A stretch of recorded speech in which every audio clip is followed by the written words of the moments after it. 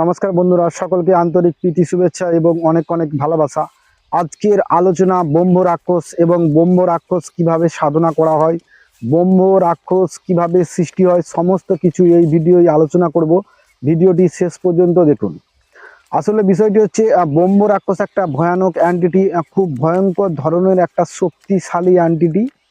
এই ব্রহ্ম রাক্ষস কিভাবে হয়, ব্রহ্ম রাক্ষস কি, 52 বীর সাধনা কি, কিভাবে ব্রহ্ম রাক্ষস তৈরি হয়, ব্রহ্ম রাক্ষসের সঙ্গে সঙ্গে কোন ধরনের অ্যান্টিটিগুলি যুক্ত, সমস্ত কিছু এই ভিডিওতে আলোচনা করব। তো ভিডিও শুরুর আগে আমি একটি মন্ত্র দিয়ে ভিডিওটি আলোচনা করব। ওম ঘোচ্চণ্ডী মহাচণ্ডী চণ্ডমুণ্ড বিখণ্ডিনী চণ্ডবক্তা মহামায়া মহাদেব বিভূষিতা রক্তদন্তা ব্রারোহা মহিষাসুরমর্দিনী তারিণী জননী দুর্গা চণ্ডিকা জামাতলব্ধবা শ্মশানবাসিনী দেবী ঘোচ্চণ্ডী ভয়ানকা শিবাঘোরা রুদ্রচণ্ডী মহেশ গণবিষিতা জাহ্নবী ত্রিপুরা সুন্দরী বিদ্যাসী পরমা বিদ্যাচণ্ডী ভৈরবী বিমর্দিনী দুর্গা দুর্গা শিবাঘোরা চণ্ডন দীপচণ্ডিকা মহেশী বগলা দেবী ওমৈতি ভূষিতা কৃষ্ণা চামুণ্ডা মুন্ডমর্দিনী রণক ঘণ্টা চণ্ডক ঘণ্টা রণোরামা রণপিয়া ভবানী ভদ্রকালী চ শিবাঘোরা ভয়ানকা। বন্ধুরা, তোমরা ভালো করেই জানো যে প্রত্যেক ভিডিওতে আমি সাধনার বিষয়গুলো তোমাদের সঙ্গে যখন আলোচনা করে থাকি, একটা কথা আমি সবসময় বলে দিই, এই সাধনাগুলি সম্পূর্ণ মানে খুবই গোপন এবং গুপ্ত বিদ্যা। এবং এই সাধনাগুলি যতই আমরা ফেসবুক বা ইউটিউবের আলোচনাতে শুনে থাকি যে আমি এই ডাকিনী সাধনা করেছি, লাকিনী সাধনা করেছি, হাকিনী সাধনা করেছি, কর্ণপিশাচিনী সাধনা করেছি, বেতাল সাধনা করেছি, অগ্নি বেতাল সাধনা করেছি, ব্রহ্ম রাক্ষস সাধনা করেছি, বা হামজা সাধনা করেছি, যত রকমের কথা এগুলো আমরা শুনি। সত্যিকার কথা, বাস্তব তোমাদেরকে বলছি। আমি একটা কথা ভালো করে মন দিয়ে শুনে রাখো। একটা জিনিস জানবে যে সাধনা জিনিসটা সহজ জিনিস নয়। সাধনা অনেক কঠিন এবং কঠোর জিনিস।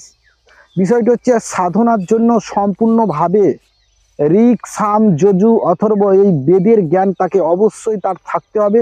আর সাধনার জন্য যেটা সর্বপ্রধান প্রয়োজন সেটা হচ্ছে সৎ বাক্য, সৎ কর্ম, সৎ দৃষ্টি, সৎ সমাধি, সৎ সংকল্প, সৎ চিন্তা ভাবনা, সৎ সমাধি। এগুলো না হলে কিন্তু সাধনা হবে না। দু চার পাতা বই পড়ে যদি কেউ ভাবে যে আমি সাধনা করব, এটা কিন্তু সম্ভব নয়। তো বিষয়টা হচ্ছে যে ব্রহ্ম রাক্ষস কি, ব্রহ্ম রাক্ষস কিভাবে সৃষ্টি হলো, কেনই বা ব্রহ্ম রাক্ষস নাম হলো, এই ব্রহ্ম রাক্ষস অ্যান্টিটির শক্তি কতটা, সমস্ত কিছু এই ভিডিওতে আলোচনা করব। তোমরা ভিডিওটি শেষ পর্যন্ত দেখো। তো বন্ধুরা, ব্রহ্ম রাক্ষস কিভাবে তৈরি হলো সেটা একটু আমি তোমাদেরকে বলে দিই। বিষয়টা হচ্ছে যখন কোনো অবিবাহিত ব্রাহ্মণ যখন তার ব্রহ্মচর্য চলে, অর্থাৎ ব্রহ্মচর্য মানে হচ্ছে যখন পয়তা হয়, তার উপরে তিনি হচ্ছে সম্পূর্ণরূপে হচ্ছে তান্ত্রিক এবং তিনি হচ্ছে তামসিক সাধনার সাথে যুক্ত। তামসিক যেই সমস্ত সাধনাগুলি আছে সেগুলোর সাথে যুক্ত। এই রকম ব্রাহ্মণের যদি মৃত্যু হয়, দুর্ঘটনাজনিত মৃত্যু হয়ে থাকে, হঠাৎ মৃত্যু হয়ে থাকে, আত্মঘাতী মৃত্যু হয়ে থাকে, তো এই রকম ব্রাহ্মণ কিন্তু ব্রহ্ম রাক্ষসে পরিণত হয়। প্রথম কথা হচ্ছে তিনি একজন তান্ত্রিক, তামসিক সাধনার সাথে যুক্ত, বেদের জ্ঞান আছে, ঋক সাম যজু অথর্ব 4 বেদের জ্ঞান আছে। চতুর্থ কথা হলো তিনি সাধন ভজন করছেন এবং ব্রহ্মচর্য পালন করছেন, অবিবাহিত, এবং তার মৃত্যুটা যদি দুর্ঘটনা হয়, আত্মঘাতী হয়, তাহলে কিন্তু সেই মানুষটি, সেই ব্রাহ্মণ মানুষটি ব্রহ্ম রাক্ষসে পরিণত হয়। তোমাদেরকে বন্ধুরা আমি বলেছি যে যত রকমের তোমরা ইউটিউবে ভিডিও দেখো, ব্রহ্ম রাক্ষস কিন্তু যদি সারা ভারতবর্ষের মধ্যে আমরা দেখি, মাত্র 40টি ব্রহ্ম রাক্ষস আছে। সারা ভারতবর্ষে মাত্র 40টি ব্রহ্ম রাক্ষস আছে। এরকম নয় যে ভূত পেত পিশাচের মতো অসংখ্য আছে, অসংখ্য কিন্তু নেই। ব্রহ্ম রাক্ষস বহু প্রাচীন কালে থেকে আছে। ব্রহ্ম রাক্ষস কিভাবে পরিণত হয় সেটা হচ্ছে যিনি তান্ত্রিক তিনি কিন্তু এই ব্রহ্ম রাক্ষসটির যেই আঙুল থাকে সেই আঙুল কিন্তু তাবিজ করে তিনি কিন্তু ধারণ করে থাকেন। এবং ব্রহ্ম রাক্ষসটির কথা বললাম এই জন্য যে যিনি ব্রহ্ম রাক্ষসে পরিণত হয়েছেন তেনাই যখন মারা গিয়েছিলেন, অনেক সময় প্রাচীনকালে এরকম ঘটনা ঘটেছে বা হয়েছে। কি বলতো, মানুষ মারা গেলে তাকে দাহ করার মতো পয়সা ছিল না, তাই মানুষকে কি করতো, শ্মশানের মধ্যে ফেলে চলে আসতো। এরকম অনেক ঘটনা আমরা সাক্ষ্য আছি, বইয়ে বিভিন্ন মানে কিতাব এগুলো আছে। তো তো এই মানুষ যখন মারা যেত তখনকার দিনের তান্ত্রিকরা কি করতো, তারা কিন্তু ওই ব্রাহ্মণ ব্যক্তিটি কড়ি আঙুল কেটে নিয়ে এসছে, তন্ত্রমন্ত্র করে তাবিজ করে কিন্তু ওটিকে ধারণ করতো এবং তিনি ব্রহ্ম রাক্ষসটিকে কন্ট্রোল করে রাখতে পারতেন। তো বন্ধুরা, ব্রহ্ম রাক্ষস কোথায় থাকে? ব্রহ্ম রাক্ষস প্রথম হচ্ছে যে পিপুল বৃক্ষে থাকে, বেল গাছে থাকে, আম গাছে থাকে, অশ্বত্থ গাছে থাকে, কিন্তু ব্রহ্ম রাক্ষস কিন্তু থেকে থাকে। এবার বিষয় হচ্ছে যে ব্রহ্ম রাক্ষস এমন ধরনের একটা এন্টিটি, এমন শক্তিশালী এন্টিটি, এটাকে কিন্তু যে সে সাধনা করতে পারে না, আর যে সে কিন্তু এই এন্টিটাকে কন্ট্রোল করে রাখতেও পারে না, ঠিক আছে। আর এই ধরনের এন্টিটি সাধনা করতে গেলে তাকে কিন্তু চুজ করতে হবে যে এই জায়গায় এই গাছের মধ্যে ব্রহ্ম রাক্ষস আদৌ আছে কিনা। কারণ আমি প্রথমেই তোমাদেরকে বন্ধুরা আমি বলে দিলাম যে দেখো, ব্রহ্ম রাক্ষস সারা ভারতবর্ষে, তুমি ইউটিউব ফেসবুকে ঘেটে দেখে নাও, সারা ভারতবর্ষের মধ্যে 40টি ব্রহ্ম রাক্ষস আছে, এর বাইরে কিন্তু ব্রহ্ম রাক্ষস নেই, ঠিক আছে। কারণ ব্রহ্ম রাক্ষস আগে প্রাচীন কালের থেকে যতগুলি সেগুলি। তৃতীয় কথা হচ্ছে, এখন হয়তো কেউ বলবে দাদা এখন কি ব্রহ্ম রাক্ষস হয় না? দেখো, এখন ব্রহ্ম রাক্ষস হওয়াটা অসম্ভব রকমের বিষয়। কারণ তখনকার দিনের মতো এখন তো ওইভাবে মানে মৃতদেহকে ফেলে আসা হয় না, মৃতদেহ সৎকার করে নেয়। তো মৃতদেহ সৎকার যদি করে নেয় তাহলে তো সেটা তো ব্রহ্ম রাক্ষসে পরিণত হবে না, ঠিক আছে। এবার বিষয় হচ্ছে যে এই ব্রহ্ম রাক্ষসের একটা ঘটনা তোমাদেরকে আমি বলে দিই। বিষয় হচ্ছে যে আমি কিন্তু একটা জায়গায়, সেটা হচ্ছে বাঁকুড়ার একটা জায়গায় আমি ওখানে বিশেষ কাজের জন্য গিয়েছিলাম। তো সেখানেতে একটা বেল গাছের মধ্যে ব্রহ্ম রাক্ষস আছে, ঠিক আছে। যেটা হচ্ছে ব্রাহ্মণদের বাড়ি, বহু পুরনো দিনের একটা বাড়ি, সেখানে কিন্তু ব্রহ্ম রাক্ষস আছে। পুকুর পাড়ে সেই হচ্ছে বেল গাছ, সেই বেল গাছের কাছে কিন্তু কোনো মানুষ কোনো দিনের জন্য যায় না, ঠিক আছে। বিশেষ করে এই ব্রহ্ম রাক্ষস হচ্ছে, তোমাদেরকে বলে দিই যে মহিলাদেরকে বেশি এরা ধরে এবং মহিলাদের সাথে কিন্তু সঙ্গম করে থাকে, ঠিক আছে। তো এই ব্রহ্ম রাক্ষস একটা ভয়ানক অ্যান্টিটি, খতরনাক অ্যান্টিটি। কিন্তু আবার এরা কিন্তু যাকে তাকে ধরেও না, আর যাকে তাকে কিন্তু এরা কিছু করেও না। এদের যদি তুমি সংস্পর্শে আসো বা এদেরকে যদি তুমি কোনো এর পথে বাধা হয়ে দাঁড়িয়ে যাও, তাহলে কিন্তু হয় অনেক সময় কি হয় যে ধরো একটা বেল গাছের মধ্যে ব্রহ্ম রাক্ষস আছে, এখন বাই চান্স তুমি সেখানে হয়তো দেখা গেল যে তুমি ছোট করে দিলে বা তুমি সেখানে হয়তো পটি করে দিলে, তো সেই জায়গা থেকে কিন্তু একটা রিয়াকশন ধরে। এবং ব্রহ্ম রাক্ষস যাদেরকে ধরে দেখবে তারা কিন্তু মানে সম্পূর্ণভাবে কিন্তু উন্মাদ এবং পাগল হয়ে যায়, এবং তারা কিন্তু দেখবে যে সব সময়ের জুড়ে যে তাদের মস্তিষ্কটাকে সম্পূর্ণভাবে খেয়ে নেয়, ঠিক আছে। এই ব্রহ্ম রাক্ষস এনটিটি দিয়ে কিন্তু ভয়ানক ভয়ানক কাজ কর্ম সব কিছু কিন্তু আজকের দিনে হচ্ছে, মানুষ কিন্তু করাচ্ছে, ঠিক আছে। এবার বিষয়টা হচ্ছে যে ব্রহ্ম রাক্ষস সাধনা করাটা কি দরকার, কি জরুরি?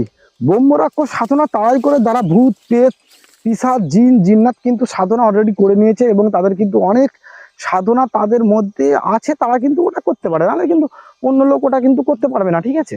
তো এই একটা বিষয় আজকে আমি ভিডিওটা এই ব্রহ্ম রাক্ষস নিয়ে বেশি ডিটেলস তোমাদের সাথে আলোচনা করলাম না, কারণটা কি তোমাদেরকে বলে দিই আমি। বিষয়টা হচ্ছে যে ব্রহ্ম রাক্ষস নিয়ে যদি দেখো বন্ধুরা মানে আলোচনা করি, অনেক লং ভিডিও হবে, কারণ 1 ঘন্টা 2 ঘন্টা লং ভিডিও হবে। ব্রহ্ম রাক্ষস জিনিসটা মানে সহজ জিনিস নয়, যতটা আমি তোমাদেরকে সহজভাবে বলছি, সহজভাবে বর্ণনা করছি ততটা নয়। দেখো, ব্রহ্ম রাক্ষস কোথায় আছে তার কয়েকটা লক্ষণ আমি তোমাদেরকে বলে দিতে পারি অবশ্যই। দেখবে বিশেষ করে যে হয়তো দেখছো যে কোনো একটা বেল গাছ আছে, ঠিক আছে। তো বেল গাছটা দেখবে যে বেল গাছের নিচে অনেকগুলো ফুলের গাছ, মানে অটোমেটিকলি প্রাকৃতিকভাবে সেখানে কিন্তু ফুলের গাছ থাকবে। ব্রহ্ম রাক্ষস থাকা মানে ফুলের গাছ থাকবে। তারপরে দেখবে যে সন্ধ্যার সময়, রাত্রিকালের সময় হঠাৎ করে সেখানে দেখবে ধূপ দ্বীপ ধুনোর গন্ধ হবে, সুমিষ্ট গন্ধ বাতাসের মধ্যে ভেসে বেড়াবে। তখন তোমরা বুঝতে পারবে যে এখানে কিন্তু ব্রহ্ম রাক্ষস আছে। বিশেষ করে দেখবে যে যেখানে ব্রহ্ম রাক্ষস থাকবে সেই স্থানটি অত্যন্ত পরিষ্কার পরিচ্ছন্ন থাকে। আর আরেকটা বিষয় হচ্ছে, ব্রহ্ম রাক্ষস কিন্তু এমন ধরনের জিনিস, এমন ধরনের এন্টিটি, সে যেখানে থাকবে সেখানে কিন্তু কাউকে থাকবে না। সম্ভবত পোড়ো বাড়ি এবং নির্জন জায়গা, যেখানে মানুষ একদম খুব কম যায়, সেই রকম জায়গাতে কিন্তু ব্রহ্ম রাক্ষস থাকে। তো বন্ধুরা, আজকে এই ব্রহ্ম রাক্ষসের ভিডিওটা এই পর্যন্ত। তো ভিডিওটা আমি শেষ করব একটি সুরক্ষা খেলা মন্ত্রের মাধ্যমে, কিন্তু আমি ভিডিওটা শেষ করব। তো সুরক্ষা খেলা মন্ত্রটা তোমাদেরকে বলে দিচ্ছি। ওং নম কামরু কামাখ্যা দেবী কাজানে কাউয়া মেরা মন আত্মরক্ষা বন্দি হাও সাবধান শিরাত দং হত গর্দন পেট পিঠ বন্ধন অর বন্ধন চরণ অষ্টাঙ্গ বাদিলাম মনসাকে বরদান কারসাকে উমাকে বান কামাখ্যা উ আসেউ অমরাদেশ হাঁড়ি দাসী চণ্ডী কি দুহাং আরেকটা মন্ত্র বলে দিচ্ছি, ধুলফুল হেলাই মাটি চারদিকে তার 14 বাটি, একোনে নাম ওকোনে লক্ষণ ভয় কাপে রাক্ষস রাজ রাবণ সুগান কুগান আর মহাজ্ঞান ফুৎকারে সবাই করি খান খান কার আগে সিদ্ধি গুরুর পাও কিটি কিটি হিলি হিলি যোথা ইচ্ছে তোতা যাও। আর একটা মন্ত্র বলে দিচ্ছি, রুদ্রচণ্ডীর খুব পাওয়ারফুল মন্ত্র, সেটা হচ্ছে ওম রুদ্রচণ্ডীকা হে বিদ্রোহে পুণ্য ফল প্রদায়নি ধীমহি তন্ন দেবী প্রচোদয়া। তো বন্ধুরা, আজকে এই ব্রহ্ম রাক্ষস নিয়ে তোমাদের সাথে আলোচনা করলাম। Thank you so much. পরবর্তী ভিডিও তোমাদের সাথে নিয়ে আসবো আমি, যেটা হচ্ছে 52 বীর সাধনা। ঠিক আছে, তো 52টা যে বীর আছে সেই 52 বীর সাধনা এবং 52 বীর সাধনার ভিডিওতে 52টি ভিডিও আমি তোমাদেরকে প্রোভাইড করব। অনেক লং ধরনের একটা ভিডিও হবে, লং বলতে প্রত্যেকটা বীরের সাধনা একটা একটা ভিডিওতে আমি তুলে ধরবো। আর 52 বীর কি সেটা আমি একটু তোমাদের সাথে আলোচনা করে নিচ্ছি এই ভিডিওতে।